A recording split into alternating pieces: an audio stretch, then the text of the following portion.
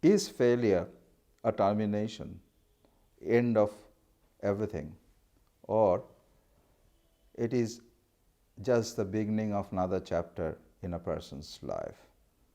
In today's world, everybody is looking at failure as an end of everything. But every success is marked by accepting the failure as a challenge and improving upon it. Welcome back to Talking It Up. Today's episode will deal with precisely this. I am in talk with Dr. Mousumi Ghosh, who is an eminent educationist and an edu-entrepreneur. She has also been a teacher and has had a huge experience in dealing with kids coming from different segments of life. Mousumi, in schools and colleges these days, we generally talk about education and nothing else, grades and nothing else.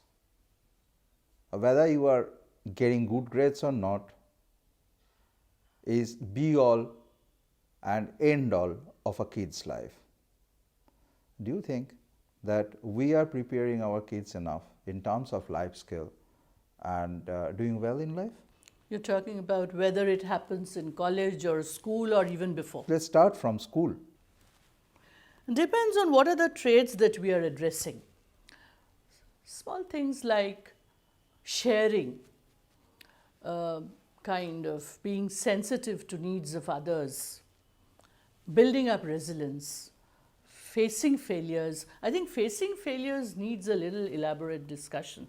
We are a privileged lot, and many a times, even if you look at the suicidal rates nowadays, what happens is anything that we had not kind of projected or thought of, any failure, even if it's a small failure like a girlfriend turning me off, or this paper grade is not good for me, I get into drastic steps, because from the very beginning we are used to the fact that things will move according to my direction, and parents give in to some extent. We have large schools, and I think facing failures is very, very important, that we do not come first always. We do not win always. We lose. It is important to lose. It is important to stumble and fall down and get up again.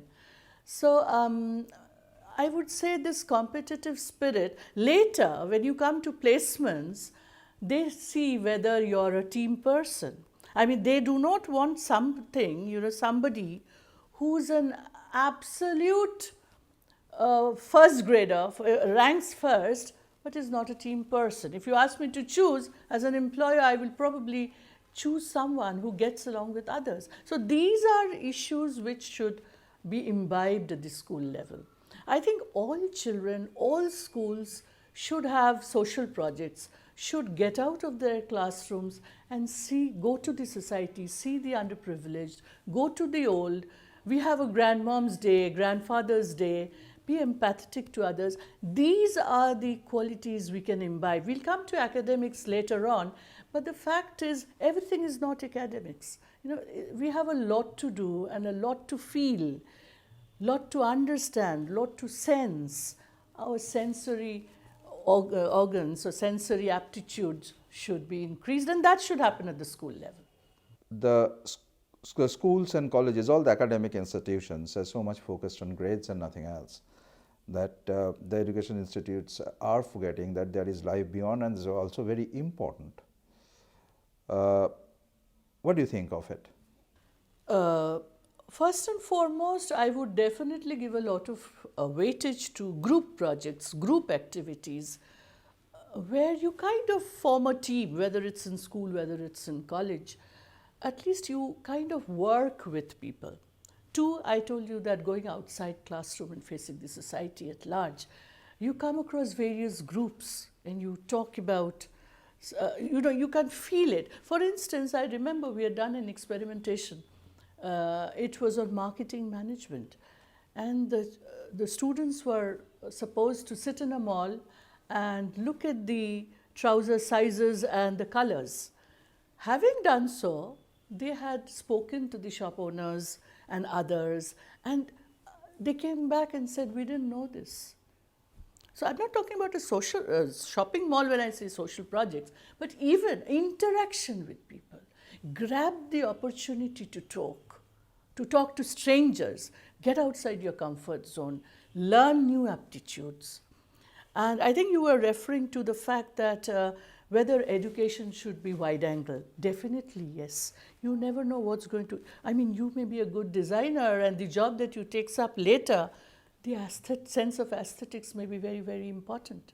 Mousumi, failures are a very important part of our life. Unfortunately, the students are not learning to accept the failures in a manner they ought to. They should accept these as challenges.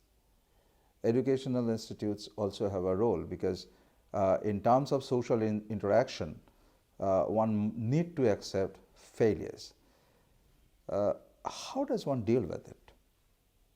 Firstly, the very definition of failures. What is failure? I do not know whether I'm taking too much time, but 1 3-hour question paper of joint entrance examination determines my getting into IIT, not getting into, or whatever. So is that a failure? Is it so that no dropouts have ruled the world? All of us know what happens. So what is a failure? Not getting the first rank is a failure. Therefore, they need to be kind of spoken about that failure is a word. It is not a full stop. It happens. Okay, fine. Even if I am very good in English, perhaps today's performance was not up to the mark. That I'm talking to you, I might go back and say, I haven't spoken well. I didn't want to, I wanted to speak about something else, I forgot. I should have mentioned it. That's a failure.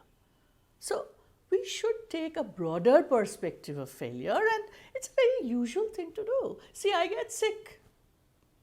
Is it a failure of health? Yeah, kind of, and I'll get up. It was an engaging conversation with Mousumi. Thank you, Mousumi. And thank you, viewers. We would appreciate if you come back with not only with your reactions, but if you have similar stories to share it with us on our platform. And do not forget to subscribe to Talking It Up.